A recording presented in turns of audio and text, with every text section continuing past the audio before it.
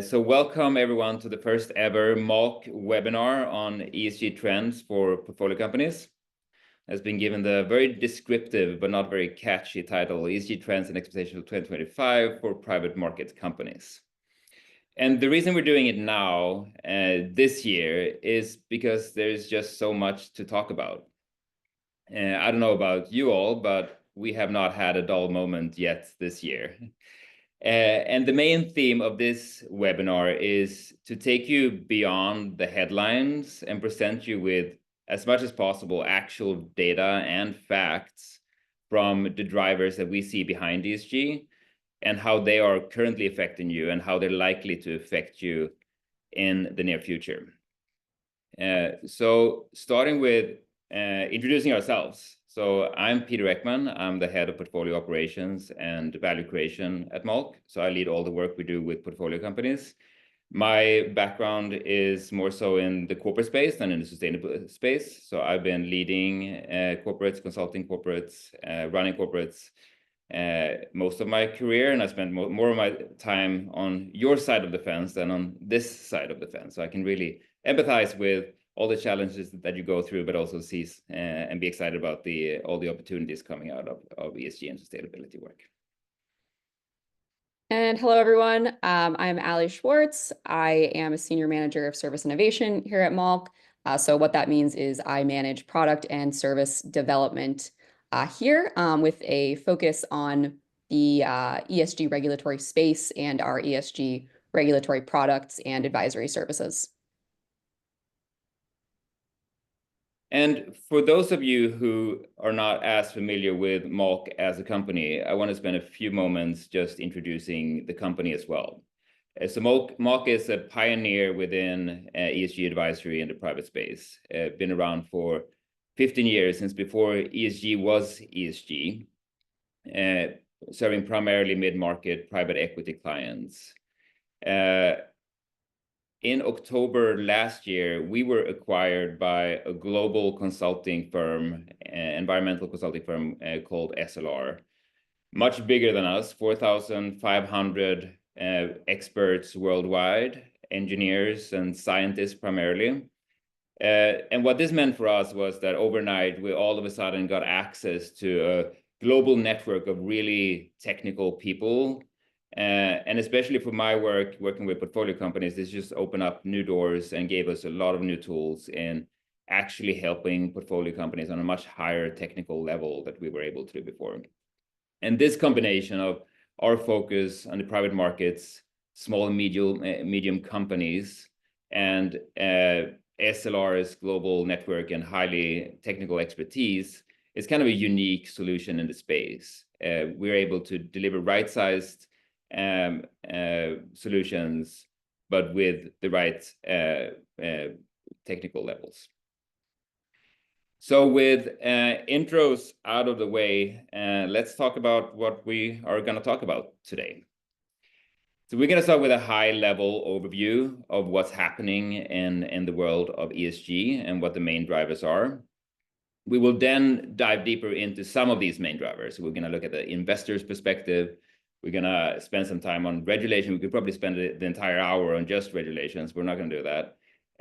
And then finally, the customer perspective. And we will end this conversation with a discussion around how mid-sized companies are solving for this, and then finish off with a Q&A. I want to encourage you to post your questions in the comment section here of the Zoom throughout the presentation, rather than waiting till the last minute. That will help us to prepare better answers for your questions. I also want to share that we will share this presentation with all of you in a PDF format, so you don't need to take notes or screen shares. So with that, let's start high level with some kind of an annual checkup. So how is ESG really doing in 2025?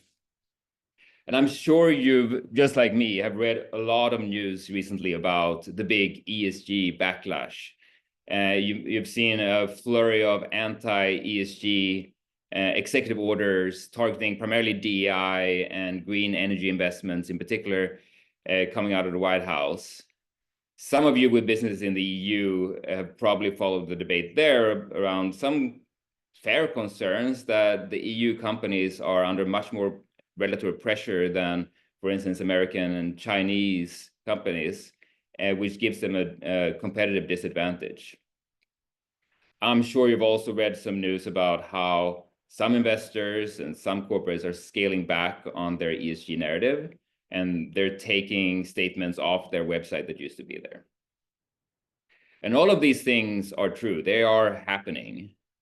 But at the same time, we see on the state level in the US that there's a lot of new regulations and progress coming out locally. And within the EU, even though there is a debate, there's still a strong commitment towards the EU Green Deal that will make EU carbon neutral by 2050, along with other supply chain and biodiversity related issues. From the investment side, we still see that the assets under management, so money invested into sustainable funds, is still growing. We don't see any data that the consumers are changing their behaviors. Consumers still want to buy sustainable and ethically sourced and fairly produced products. And then we have the inevitability of the climate change. Climate change is not one of those things that will go away by ignoring it. It's actually the opposite. The more we kick the can with taking action on climate change, the more drastic and faster the change will need to happen at some point. The cost of energy transition on a global scale is like obviously enormous, but the cost of global change is probably 100 times, 1,000 times bigger. So at some point it will happen, and it's not going to go away just because we're not taking action right now. So if we scale this down a little bit to what we see and what you see as private market companies, you see probably a lot of increased pressure from customers. If whether you're a B2B company or B2C companies, you will have to meet some increased requirements from your customers to be able to serve them well. Same thing with employees. Especially top talent are just requiring more from their employers in terms of being a good, safe, purpose-driven workplace. You're probably seeing, since you're all in the PE space, increased requests from investors, more KPIs that needs to be gathered and more action that needs to be taken. And then we have the policymakers that even for us, it's really hard to keep up with all the changes, all the additions, all the canceled regulations that are coming up, and this is our job. So it's just a lot of things to keep tabs on. So if we try to quantify and scale how you as portfolio companies see these pressures coming to life, I wanted to share some data that is coming out of our annual State of the ESG survey. And this is actually not being released until next week. So Ali has actually been involved in producing this. Is that correct, Ali? It's coming out next week? Yep, that's correct, Peter. That's correct. So stay tuned, everyone. So you're actually, I think, I don't know if this is correct, Ali, but I think you're the first people outside of ESG, outside of Malk, who are actually seeing this data. And as you can see, the main drivers are investors. Overall, the expectations are going up across the board. The main drivers are investors and customers that we talked about. Leaders as well, although I think that the leadership drivers, they might be heavily influenced by customer requests and investors. Employees as well. And then we see a drastic increase in how regulators are driving expectations in ESG. We're not going to dive into all of these drivers today, but we are going to talk about the top two, so investors and customers. And we're also going to talk about the one where we saw the most drastic change, so regulators. And starting with the biggest one, So investor expectations. That's so 75% of the respondents as a main driver. And before we dive into that, it might be helpful to say a few words on just how the private market ecosystem works, for those of you who are not familiar with that. So on top of the food chains, we have these limited partners, these institutional investors. These could be pension funds, sovereign wealth funds, college endowment funds, family offices. So groups with capital who want to invest responsibly in private markets. And it's much more difficult to do those types of investments in private companies than it is in publicly listed companies, because a publicly listed company needs to disclose all this information. So it's available for everyone to find out. But if you want to make investment into private companies, you don't even know the revenue from an outside-in perspective on these companies, and definitely not what their worker policies are or how their supply chain look like. So limited partners engage general partners, so PE firms typically, to make those investments for them, and they invest then in portfolio companies.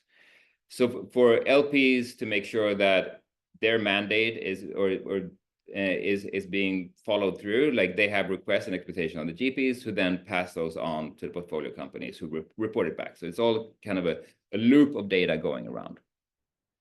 And as an example, so if we take an LP like APG, the logo in the middle, they are a Dutch pension fund, so retirement fund for people in the Netherlands.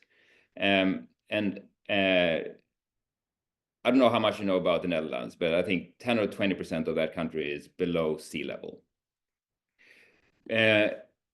So if you're a young professional in the Netherlands and you're starting to like put money into APG for them to invest over your work life, you care about the financial returns, but you also want to have a country to live in. So if 20% of your country is underwater, like you care about climate change. So when APG invests into general partners, they have a mandate to make sure that their portfolio companies are do report on carbon data and that they have a decarbonization plan and work towards a net zero goal. And for instance, CalPER is another logo there on the LPs. Like they're a California public employee retirement fund, and everyone who's been following the news about the climate-related events in California, they have like similar requests. So this is why general partners care about this primarily. Some GPs also have like their own drivers for caring about ESG. So if we dive a little bit deeper into what these requests look like, and this is another MALC research, MALC data that also Ali has been involved in, that is also brand new, so fresh out of the oven, and you might also be the first one outside of MALC who sees this. But as you can see, like 75% of these requests are around ESG integration. So LPs require their GPs to have some kind of portfolio company ESG integration. Like could take many shapes or forms. It could be monitoring and KPI collection. It could be value creation efforts. And about the same ratio, so around 70% of the LPs require some kind of carbon and climate action, and most of them also some decarbonization efforts. Biodiversity is coming up, has grown a lot over the past few years. And then for DEI, there's a big asterisk on that number because we're looking at 2024 data. So this is before President Trump took office. And Ali will spend more time talking about how we've seen changes in DEI later on. So 64 is with a big asterisk. So when you read the news, and I've read a lot of articles about how ESG is dead or dying and how investors are moving in another direction. But if we look beyond the headlines and look at the actual data, we see a very different picture. So if you start on the graph on the left, you can see that the amount of money allocated into ESG fund is pretty steadily growing. So this is, I don't know if you're familiar with SFRD, but SFDR, but Article 8 and 9 means that a fund has certain ESG and impact requirements that they need to meet to be able to classify as such. And you see that portion is growing not only in absolute numbers, but also as a share of the total investments made in the private space. So obviously these Article 8 and Article 9 funds care about these things. But if you look at the middle chart, you can also see that traditional investors, so the Article 6 investors, they also use ESG as when they're selecting investments. And the reason for that is that it's just good business. It's like companies who have happy and safe and purpose-driven employees are just more productive. Company who care about carbon footprint and biodiversity just have build more sustainable business and more resilient businesses. And there are hundreds of studies showing the correlation between high ESG performance and high and good financial performance in companies. I could have picked any of those, but I thought it'd be fun to choose this one presented by NYU Stern a few weeks ago, looking at how, just as a commentary on the recent news about the culture war and the anti-ESG movement in this country, how returns for US public pensions, state pensions, are different from states where they have anti-ESG laws and non-anti-ESG laws. And you can see that there's like with a very big sample size and over many years, like there is a pretty significant change in annualized returns. So to wrap up this investor angle and what it means to portcos, you can see that what you currently experience here in reporting is that many of the portcos we work with, they have to report something. So there's a data collection and reporting to their private equity sponsors. What's likely to happen with reporting going forward is going to be much more comprehensive and likely also public-facing sustainability disclosures and reporting.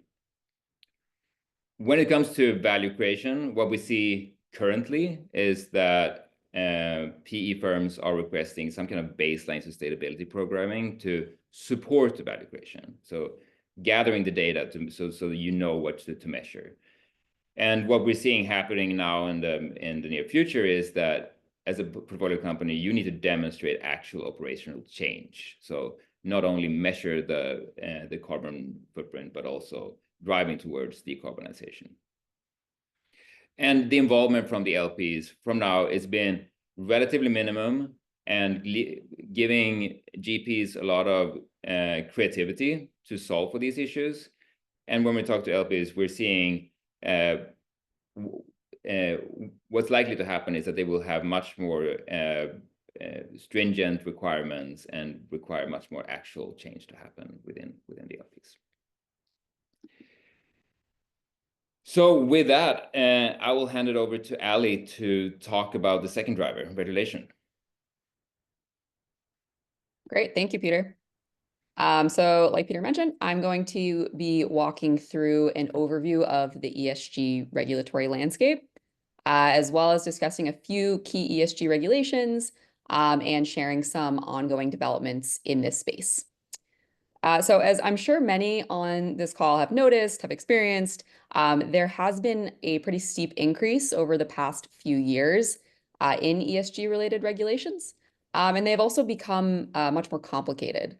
So as we can see here on this page, regulations are covering a growing variety of issues across environmental, social, and governance topics. Many also have kind of more stringent, more varied requirements. So things like standardized and public reporting requirements, assurance obligations, and some even require changes to operational practices as well. So the list of regulations on this page is, of course, not comprehensive, but can give you a sense of the type and scope of ESG regulations that companies are facing. So just to call out a few of those here, there are regulations that deal with environmental impacts, like state-level PFAS laws in the US, climate change, like California's climate laws, as well as supply chain and corporate governance. And that includes regulations like Canada's Supply Chain Act, as well as CSRD, EUDR, and CSRD in the EU. So with that, if we can just move to the next slide here, we wanted to provide a bit of a deeper dive into CSRD, which, as I'm sure most of you know, is probably one of the most significant ESG developments in the regulatory space. So again, I'm sure many on the call are familiar with CSRD, but as a very quick refresher, CSRD is an EU directive that is international in scope and therefore may affect US-based companies doing business in the EU. It also requires companies to conduct what is called a double materiality assessment, or a DMA, as well as complete pretty significant standardized ESG reporting. So within the past month or so, there have been some pretty big developments with CSRD, and all of these are stemming from what is called the EU Omnibus proposal, which was published on February 26th of this year. So the EU Omnibus proposal essentially aims to reduce the scope of CSRD in order to reduce administrative burden on companies in the EU. So I really want to emphasize this was and is a pretty big deal, as it would be a significant change in course for the EU regulatory landscape. If it is implemented, it would reduce companies in scope for CSRD by about 80%, and would simplify a lot of the reporting and assurance requirements within CSRD. So as you can see here with these news snippets in the center of the screen, the proposal has led to a lot of debate. It's been lauded by some who believed the reporting requirements under CSRD were too stringent, while at the same time, it's been criticized by others who see it as a major setback to the EU's sustainability ambitions. Importantly, again, want to emphasize this, the omnibus proposal is really just that. It is a proposal. It is not rule of law yet.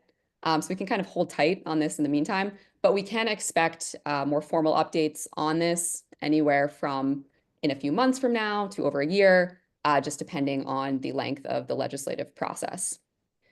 I'd also like to add that ultimately, regardless of whether you are legally required to comply with CSRD, understanding those ESG risks within the value chain will be beneficial for a company's overall ESG strategy. It will also help you identify both risks and value creation opportunities. So if you are currently working towards CSRD compliance, or were in the process of considering it, completing a DMA and engaging in voluntary reporting may still be in your best interest, even if you may fall out of scope should the EU Omnibus proposal go through.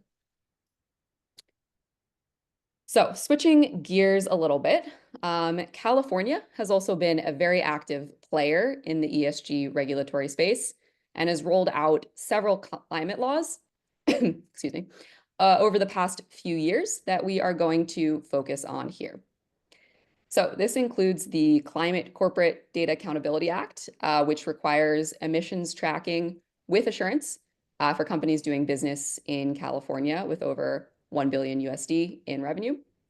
And California has also passed the Climate-Related Financial Risk Act. Both of those acts are quite a mouthful, but that requires public climate risk reporting for companies doing business in California with over 500 million in revenue. So taking kind of a step back from California-specific laws, we would also be kind of remiss if we didn't mention climate action, both pro and against, taking place outside of California. On more of the pro side, state-level climate action has been increasing beyond California, with New York, Colorado, New Jersey, and Illinois among other states that have proposed similar climate bills. So all to say, we may expect additional climate laws like those in California coming into play in the near future. That said, on the other side of the aisle, we are also seeing some pressure, particularly from the US executive branch against state-level climate laws. So most recently, just 2 days ago, on Tuesday of this week, President Trump passed an executive order that directs the Attorney General to identify state laws addressing climate change and emissions, and to take action to block any of these laws deemed to be illegal. So it's still way too early to really see or fully understand the ramifications of this, but it is worth noting that kind of the initial legal take out there is that legal experts don't see this executive order, as having teeth. And also important to note, many legal experts are saying that, President Trump does not have unilateral authority to kind of nullify state laws in this way. So that said, we should expect more information and legal analysis on this in the coming weeks. And we also do expect an Attorney General report on this topic in around 2 months.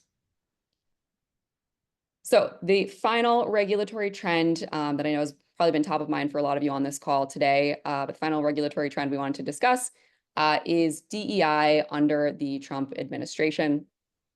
So again, as I'm sure many on this call are aware, President Trump issued an executive order in January of this year, which aims to constrain illegal private sector engagement on DEI. So notably, the executive order does not prohibit all DEI programs, only those that are considered illegal. So the executive order also did not further define illegal DEI practices, but we are expecting a report to be released on May 21st from the Attorney General that may provide some further clarification here. Additionally, over the past month, there has been some growing alignment on what higher and lower risk DEI activities look like under the executive order. So we can talk through that briefly a bit here. I also want to plug that we have a research article on this topic on MALC's website, so feel free to navigate to our website if you want a little bit of additional information. So relatively intuitive, but activities are impermissible if they violate existing anti-discrimination laws. That includes things like DEI quotas, limiting benefits like mentorship opportunities to certain demographic groups, and restricting ERG membership based on demographics. There are also certain activities in this middle bucket that are, permissible under current law, but are facing heightened scrutiny in the current climate. So this includes things like quantitative DEI hiring targets, permitting ERGs for some groups, but not for others, and having internships that are limited to a specific demographic group. And then finally, third bucket here, there are still many permissible lower risk activities, including those that focus generally on improving inclusivity and do not target any specific demographic group. So that includes kind of generally expanding hiring pools. That includes things like recruiting through HBCUs, also conducting anti-discrimination and harassment training is low risk, and hosting cultural events like for Black History Month or for Pride Month. It's also worth noting that federal contractors do face some special impacts under the executive order, including False Claims Act certification requirements and potential penalties related to having any illegal DEI practices. Finally, and important to note this as April 21st is coming up shortly, but federal contractors are also required to wind down their AAPs by April 21st. And then just generally as a best practice, what we recommend for all companies, really important to just kind of review your programming to identify and address any higher risk DEI activities to the extent that those are identified. And really just to keep an eye on this really dynamic DEI landscape for any additional updates or changes. So with that, I'm going to pass things back over to Peter to talk through some commercial trends. Thanks, Ali. So yeah, so this is the last main driver we're going to talk about. The second biggest one according to our survey, and my favorite one. So this is the commercial aspect of ESG, where obviously customers would be the main one. And again, let's start by zooming out and look at the big picture. So just like LPs are kind of the top of the food chain in the investment world, these big global enterprises sit on the top of the food chain in the corporate world. So these companies like the Googles and the Siemens and the Apples are massive global enterprises with customers, employees, suppliers, and offices all over the world in hundreds of countries. But obviously, if you're one of those companies, you can't have hundreds of different policies. You can't have 100 different supply chain policies. You can't have hundreds of different cybersecurity policies. Like, it's all the same. So whenever one country and one company is increasing their standards, so if the UK puts a new law in place targeting modern slavery, these companies are not gonna do that just for the UK. That usually triggers a global rewrite of their policies to make sure that they're compliant everywhere.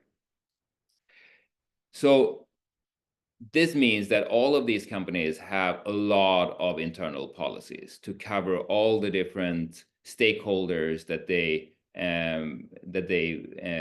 work with all over the world. So this touches climate, waste and circularity, supply chain, cybersecurity and AI, human rights issues. And for these companies to meet those standards, let's say if they have a net zero goal across their supply chain, they need to also involve their suppliers, which are usually then the mid-market privately held companies that we typically serve. So on the blue box on the right, you can see some typical company projects that we've been supporting over the past year, coming out of requirements that are coming from these global enterprises. And if we look into one of these sectors in particular and look at pharma, here we have the top 8 pharma companies, so the big pharma. We could have made this top 20 and the picture would have been pretty much the same.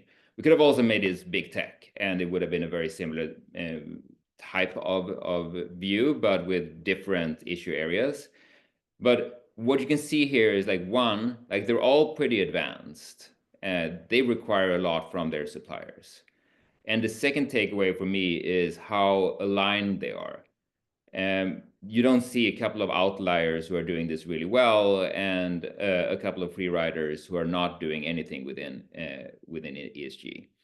You can see that if you want to sell into any of these companies, you need to adhere to certain standards. And they all have supplier net zero goals, the most aggressive ones to 2040 and the most lax one 2050, but they all have them. So what this means is that everyone upstream in their supply chain will also need to have a net zero goal for them to meet this by this timeline. So looking into like more specifically what this means. So if you want to sell into AstraZeneca, for instance, like you need to have a SBTi aligned emission reduction target to meet your full scope 3. So your entire value chain emissions need to be zero by 2050. And it's the same thing in other sectors. So we have the same thing with Siemens. In order to win a contract with them over €1 million, you need to have a climate strategy. In order to sell into Microsoft, it's similar to AstraZeneca, you need to have an SBTi target or something similar to that. So this is, and these companies are usually the biggest accounts for many of our clients. So it matters a lot. All of a sudden, this gets attention from everyone in the company, and it drives actual change. It also means that if done well, this could be a real competitive advantage because everyone is struggling with these demands that are coming out. And if you do it well, and if you have a climate strategy and a decarbonization path, you're likely to look much better than some of your competitors are. So these are obviously big things if you're a B2B company selling into these big enterprises, but I also want to touch about some other commercial benefits of ESG management. So just overall, like investing in ESG and sustainability is really, really good for business. So even if you're a B2C company, you sell your own products, sustainably marketed products outpace traditional products by factor 2, and they can command a much higher average sales price. And this goes obviously direct to the bottom line. There's also a lot of cost avoidance by focusing on these issues. So by being more efficient with water and raw materials and other resources, you can avoid the inevitable price increases that you will see as these resources are becoming more scarce and as more climate action is being demanded. And then the final like commercial aspect of good ESG management is kind of to stay out of the news. Like obviously, if something would happen, it could have catastrophic impact on you as a company. So these example here with Nike and Uber are obviously big companies. They make the headlines, but even for companies that we work with, so small, medium-sized companies, have ended up in the news. It happens, and it has like catastrophic consequences for those individual companies. So you don't want to do that. But outside of that, like there are other risks outside of the media and news that impact your business. So if you're agriculture business and you rely on, like we have examples here with like winemaker or coffee maker, like as climate is changing, your supply chain is changing. If you're a winemaker making Pinot Noirs in California, Pinot Noirs don't like hot weather, so that really impacts your business. So having a really good program for ESG, understanding your risk, mitigating your risk will have a direct impact on your bottom line. So in conclusion, all this underlying data from the main driving forces behind sustainability is pointing in the same direction, that ESG is not dead. We're just getting started. And for many of you, that is meant to be like a feel-good statement. But I understand if your role is to manage an ESG program with limited resources at a small company, it may also be a little bit overwhelming. So we want to wrap this up by talking about how other companies are solving for this. We talk to portcos every week that is feeling that this is becoming unsustainable. In many cases, the ESG program responsibility is split between a couple of people, someone in HR, someone in finance, someone in the quality department, who do parts of this work on the side. And rarely we talk to companies to have a team in place or even a person in place that's fully dedicated to ESG related issues. And they're getting to a point where this is like the request coming from all different stakeholders is just getting too much for someone to handle on the side.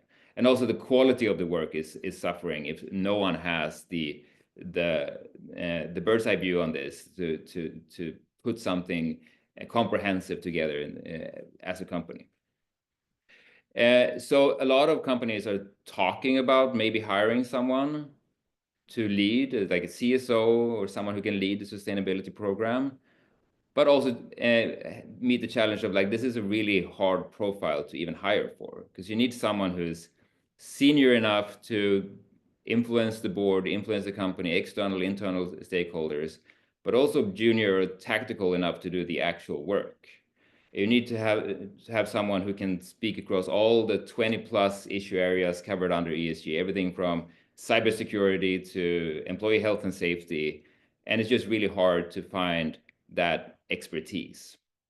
So one model that we have developed at Malk, very much in collaboration with our portfolio company clients, is what we call an outsourced CSO model, where instead of having one person who's leading this, you have an entire team.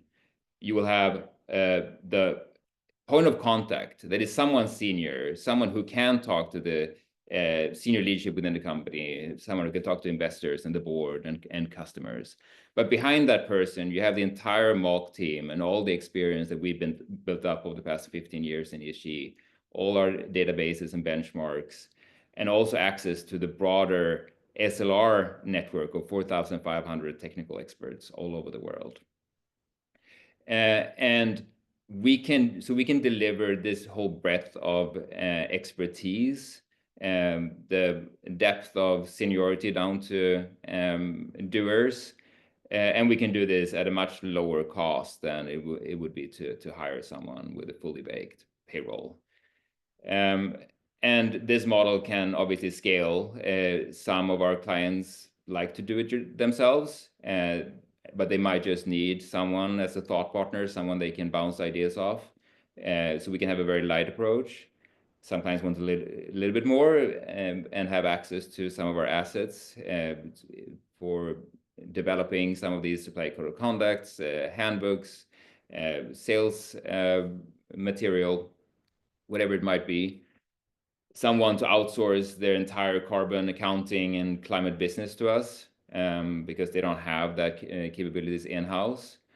And some clients just want us to take care of everything, like the full service model, where we make sure that there is an ESG program in place, we have improvements, and we deliver on the implementation of a roadmap, and we can publish an annual sustainability report on the company's behalf. So that's what we wanted to leave you with. And that wraps up our presentation today, and would love to open up for some questions. So I don't know, Ali, have you seen any questions come through? Yeah, one question for you, Peter, around price points for the different options in outsourced CSO. So if you could tackle that one. Yeah, so all of these options, like even the full option would be lower than the cost of a full-time like senior person as an employee. So even and then obviously the lighter options are much less than that. It depends a little bit on the complexity and the size of the company. So the lighter options are a few thousand a month, and the fully baked option is probably low six digits. So so I have a question here that maybe is for you, Ali. Are all types of anti-discrimination training permissible, including unconscious bias or inclusive leadership training? Yeah, good question. So like we discussed earlier, anti-discrimination and harassment training remains legal, remains permissible. Of course, especially, where required by state law, like we have in New York. And it is, still fully permissible also to require mandatory anti-discrimination and harassment training. I will say there are certain factors that can decrease or increase training-related risk. So for unconscious bias trainings or other types of diversity-related trainings, trainings that do not target any specific demographic group and are really about preventing discrimination kind of generally across your employee base are typically very low risk. I would say there are certain factors that do heighten risk. So for example, we're seeing, that it's really impermissible, not advised at all, to segregate or divide employees in any way based on race, gender, or any protected characteristic during any, diversity-related training. Also, trainings need to really avoid stereotyping, vilifying any demographic group. Those are all things that we're seeing as fully impermissible under existing laws. I would say generally, because this is a trickier topic, it is always best practice to have a legal expert, to have an ESG consulting expert, to have some expert in the space take a look at your training materials and just kind of double check that everything is permissible under the executive order, because of course there's a lot changing in this space every day. Thanks. So I can take the next question. It's from Finley. I would challenge the assumption that consumers are continuing to buy more sustainable. I think with looming recessions around the globe, consumers are going to have less spending power and therefore turn to price and quality over sustainability. I think to assume consumers buy based on sustainability is a risky message to give private B2C companies. So so my response to that is, like, we have not seen that reflected in price data. So the data we've used is from NYU Stern, and they do a massive price index where they compare sustainable products to to traditional products all over the world and across hundreds of different categories, and where they see this correlation. So and to answer your question, like it depends actually. Some products in that study is not seeing this in premium, and others are. So I agree, it's too much of a blanket statement to make that 28% you'll get a 28% price premium on all sustainable products, but some products definitely have that price premium, whereas others have it less so. So there's another question that I can hop in here and take, Peter. So this question is, how prevalent do you think it is for GPs and companies to roll back DEI-related practices just to avoid potential scrutiny, even if many features of their programs, like trainings, are not yet illegal?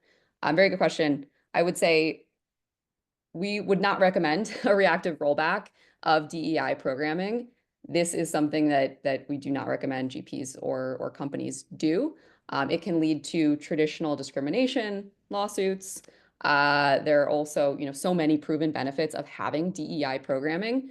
So it really isn't in, GPs or companies' best interests to kind of just roll everything back.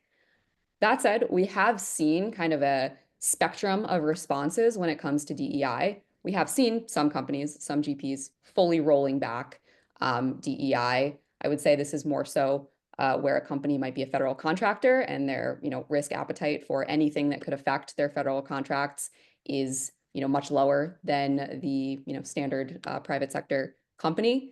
And we've seen some companies that are not changing anything. They're staying true to kind of their strategy in DEI.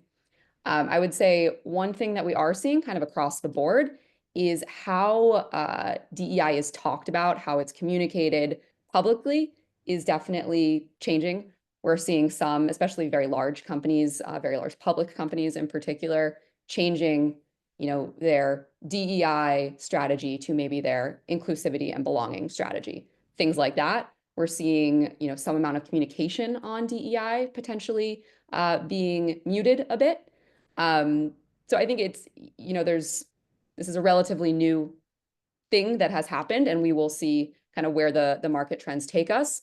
But that's kind of what we're seeing. And again, our recommendation is really do not reactively roll back all of your DEI programming for the reasons I've listed. But take a really measured approach to understanding your DEI programming, understanding the landscape, doing that gap analysis, and making really informed decisions about where you want to take your program in light of the current climate.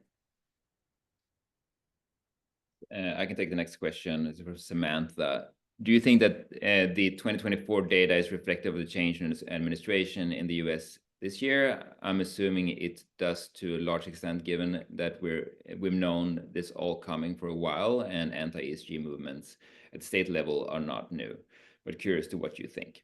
So yes, so I think that so one is that you're right. Like this is not like the anti-ESG movement didn't just appear with Trump. It's been around on the state level for a while, and as we've talked about, like the regulatory aspect of this is just one small sliver of the stakeholder impact on portfolio companies. And especially when it comes to the US federal government, there wasn't much in place before Trump took over that he could remove. Like there's no carbon tax in the US, there's no carbon regulations. Like it's very like he hasn't been able to remove something that didn't exist before. So this has much more been on state level. It's been driven by these global corporations. It's been driven by the EU. And the US federal government, even under Biden, was not a major factor into this at all. So I don't think that it will change that much like on a rational level. We have seen a little bit of a mood shift in vibe around ESG that has reflected in some companies just scaling back on the narrative. But if you look at the underlying data and how they actually spend their money, that hasn't changed much. I think we have one last question, Ali. Do you feel like you want to respond to that, or? So I think this question is related to what is the best approach for GPs that are seeking out allocations from LPs with very different reactions to ESG. So both anti-ESG and pro-ESG. I think that's a very good question. We're seeing this tension, exist across the board, like we've talked about in the regulatory space. We're seeing pro-ESG, we're seeing anti-ESG, and it's kind of how do you navigate this tension? I would say we are kind of generally seeing less of the anti-ESG questions and kind of motivations from LPs than we are seeing LPs, staying true to what they have been historically asking about and considering for their allocations. I think, ultimately you want to stay true to your ESG strategy as a firm. You want to ensure that you are, accurately communicating your strategy. We've all seen, greenwashing considerations playing a larger role here, as well as green hushing considerations that have been coming to light. So I think kind of the important thing is staying true to your strategy, understanding who your kind of larger LPs are, and understanding, how you want to situate your strategy to ensure you're meeting those LP, considerations and requirements. Peter, not sure if you had anything to add on that. No, I'm aligned. Great. I think that was the last question. So unless we get another question here in the last second, it's a wrap. Thank you so much for joining us today. And this was fun. And please stay in touch if you have any questions. We will share this material to all the email addresses that we have. Thank you so much and have a good day.